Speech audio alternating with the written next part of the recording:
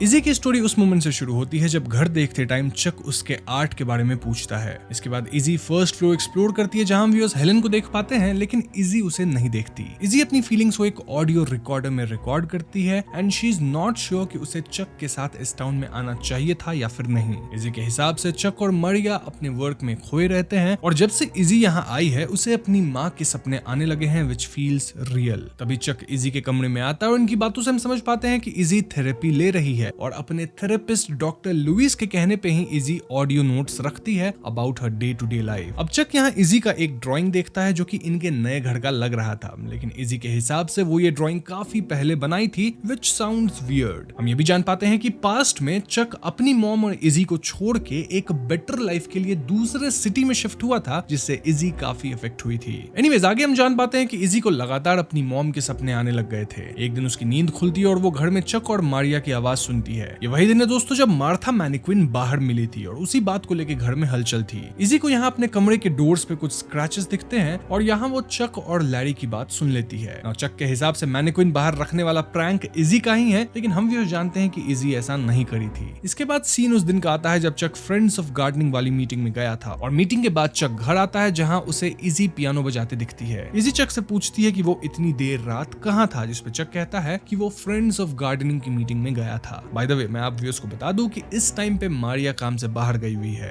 Anyways चक और easy की बातों से ऐसा प्रतीत होता है मानो इजी मेंटली ओके नहीं है। इनफैक्ट इजी के स्कूल की स्टूडेंट एशली गलत कदम उठाई है जिससे बच्चे परेशान हैं। ये सुनते चक इजी से पूछने लगता है कि उसे तो कोई गलत ख्याल नहीं आते हैं ना, और वो थेरेपिस्ट द्वारा प्रेस्क्राइब्ड मेडिसिन भी ले रही है ना, वगैरह वगैरह। ये सुन के इजी इरिटेट होती है और आगे की कॉन्वर्सेशन से हम समझ पाते हैं कि इजी अपनी मॉम की मौत के लिए खुद को जिम्मेदार मानती है। क्यों? क्योंकि जब एक्सीडेंट हुआ था तो कार इजी ही चला रही थी। चक इजी को समझाता है कि it was just an accident, उसमें उसकी कोई गलती नहीं थी and it's time to move on. लेकिन इजी चक पे ही भड़कती है कि कैसे चक अपने फैमिली की कोई परवाह नहीं करता। इनफैक्ट चक तो इनिशियली अपनी वाइफ को ये तक नहीं बताया था कि उसकी एक बहन भी है। जी हाँ, चक की वाइफ को 3 महीने पहले ये बात पता चली है कि इजी उसकी बहन है। ये कह के इजी अपने कमरे में चली जाती है। अब यहाँ ऑब्वियस एक बात याद रखना कि बात करते हुए चक और इजी डिस्कस करते हैं कि कैसे उनकी मम्मी घर के सारे बर्तनों को स्टैक कर देती थी और कहती थी कि they won't put themselves away. Moving on, कुछ दिन बाद इजी से मिलने उसका एक स्कूल फ्रेंड आता है नेम्ड लूक। लूक इजी को बताता है कि फ्रेंड्स ऑफ गार्डनिंग ग्रुप में लोग गार्डनिंग की नहीं बल्कि टाउन के हॉन्टेड होने की बात करते हैं। लूक बताता है कि एक बार टाउन के लाइब्रेरी में एक इंसान गलत किया था, मतलब खुद को समाप्त किया था और वो स्टैक ऑफ बुक्स पे चढ़ के रस्सी तक पहुंचा था। इसके बाद से कई लोगों ने स्टैक ऑफ बुक्स को बार बार लाइब्रेरी में उसी आइल में देखा है। इनफैक्ट अगर आप उसको याद हो तो चक भी इसे देखा था। तभी उसकी बात सुन के लाइब्रेरी के स्टाफ के होश उड़ गए थे। तभी मारिया रूम में आती है और इजी से पूछती है कि क्या वो अभी उसके स्टूडियो आई थी। इजी मना कर देती है और पूछती है कि क्या हुआ, पर मारिया कुछ नहीं बताती और वहां से चली जाती है। खैर इजी और लूक फिर से बातें करने लगते हैं और लूक उसे हेलन फॉस्टर के बारे में बताता है। तो 1940s के दौरान हेलन नाम की एक औरत थी जिसकी एक बेटी थी जो स्कूल में बहुत ही बुरी तरह से बुली होती थी। ऐसे में हेलन स्कूल्स को लेटर लिखती है, देन बुली करने वाले बच्चों के फैमिली को लेटर्स लिखती है, सिटी काउंसिल को लेटर्स लिखती है, स्टिल कोई एक्शन नहीं लिया गया। इसके परिणाम अनुसार हेलन की बेटी गलत कदम उठा ली और इस दुनिया में नहीं रही। इस इंसिडेंट के बाद से हेलन अपनी जॉब छोड़ दी और वो अपना घर भी खोने वाली थी। वो एक शॉटगन से गलत कदम उठा के समाप्त हो गई। और दोस्तों मूवी की स्टार्टिंग में लिविंग रूम का एक पिक्चर लिया था ना चक, जिसमें उसको बाद में शॉटगन दिखने लग गया था, ये मोस्टली वही शॉटगन था। इजी पूछती है कि किसी ने अभी तक हेलन के घर को क्यों नहीं ढूंढा है। इस पे लूक बताता है कि 825 फॉरेस्ट रोड करंट मैप पर नहीं है और उस टाइम के मैप्स यानी कि 1940s के जो मैप्स थे वो 50s के अंदर ही पास हुए एक कोर्ट ऑर्डर के थ्रू सील कर दिए गए थे। 1980s में टाउन काउंसिल वोट करके इन मैप्स को अनसील करवाने वाले थे, लेकिन उस दिन एग्जैक्टली क्या हुआ ये किसी को नहीं पता। लेकिन इतना जरूर पता है कि जब मीटिंग शुरू होने वाली थी तो रूम लॉक हो गया था और बाहर से लोगों को अंदर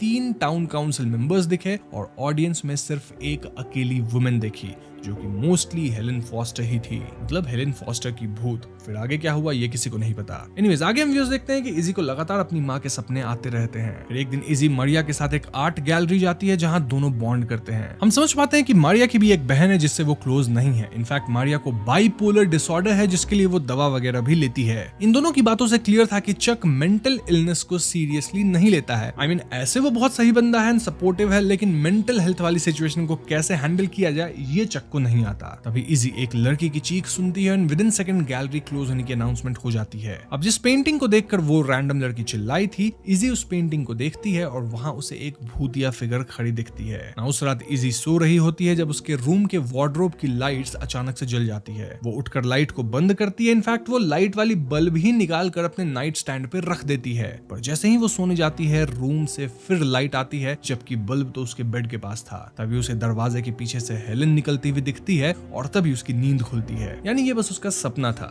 राइट? वेल, अगर सपना था तो इजी के नाइट स्टैंड पे अब भी बल्ब कैसे पड़ी हुई थी? अब आगे इजी लूक को ये सब बताती है और वो लूक से मदद मांगती है ताकि ये दोनों मिलके 825 फॉरेस्ट रोड को ढूंढ सकें। लूक साफ मना करता है, सेइंग कि एशली शायद उस जगह को ढूंढ ली थी, जिसके बाद एशली का क्या हुआ ये हम सब जानते हैं। इसके बाद इजी घर आती है जहां वो मारिया को काफी डिस्टर्ब देखती है। इजी मारिया से पूछती है कि क्या हुआ, लेकिन तभी चक कहता है कि जल्दी पैकिंग शुरू करो, मैं थोड़ी देर में बाहर से आ रहा हूँ। बेसिकली चक यहाँ हेलेन फॉस्टर का घर ढूंढने जा रहा था और हेलेन का नाम सुन के मारिया वाज कंफ्यूज्ड। इसके बाद मारिया अपने रूम में चली जाती है और इजी पैकिंग शुरू करती है कि तभी वहां लूक आ जाता है। इजी बताती है कि वो कैंपस पे शिफ्ट हो रही है क्योंकि क्लियरली यहाँ घर में कुछ तो गड़बड़ है। अभी लूक को इजी की मॉम की फोटो दिखती है और वो कहता है कि अभी अभी मैं उनसे मिल के आ रहा हूँ। जी हाँ दोस्तों, ये सुन के इजी शॉक्ड हो जाती है क्योंकि ऑफ कोर्स उसकी मॉम तो इस दुनिया में है ही नहीं। इस पे लूक कहता है कि अभी नीचे उन्होंने ही दरवाजा खोला था और ये सुन के इजी वाज लाइक कि तुम मारिया को मेरी मॉम से कंफ्यूज कर रहे होगे। लेकिन दोस्तों लूक यहाँ श्योर था। तभी नीचे कुछ टूटने की आवाज आती है, लेकिन चेक करने पे इन्हें नीचे कोई नहीं दिखता।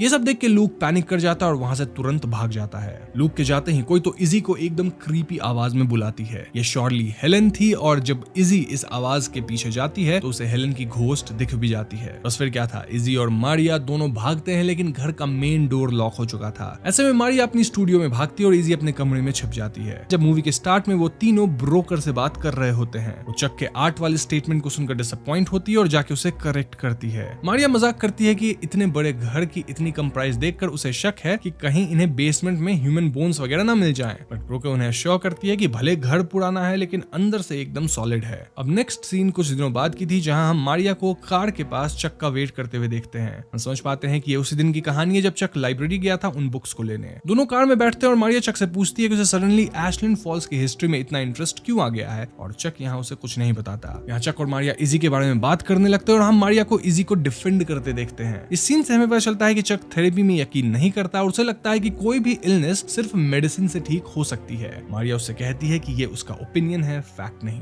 ना कुछ दिनों बाद हम मारिया को अपनी सिस्टर से बात करते हुए देखते हैं। हम समझ पाते हैं कि मारिया को इस स्मॉल टाउन में एडजस्ट करने में इश्यूज आ रहे हैं क्योंकि उसे शुरू से सिटी लाइफ की आदत थी। मारिया फोन रख के नीचे जाती है और हम देख पाते हैं कि हेलेन घर के अंदर उसे देख रही थी। नीचे लिविंग रूम में चक उन बुक्स को पढ़ रहा होता है और वो मारिया को बताता है कि 1953 में इस टाउन के सारे स्ट्रीट नेम्स को बदल दिया गया था और साथ ही साथ टाउन बॉर्डर्स भी थोड़े चेंज हुए थे। वो ये भी बताता है कि जिस घर में वो रह रहे हैं उसका ओरिजिनल नाम था 15 रोज लेन। मारिया बात करते करते किचन में जाती है और देखती है कि सारे बर्तन स्टैक करके रखे हुए थे और सबसे ऊपर वाले बोल में एक नोट था जिसमें लिखा था they won't put themselves away. अब इसका कनेक्शन क्या है वो आप व्यूअर्स समझ गए होंगे क्योंकि ये कौन बोलता था वो मैंने आपको पहले ही बता दिया था।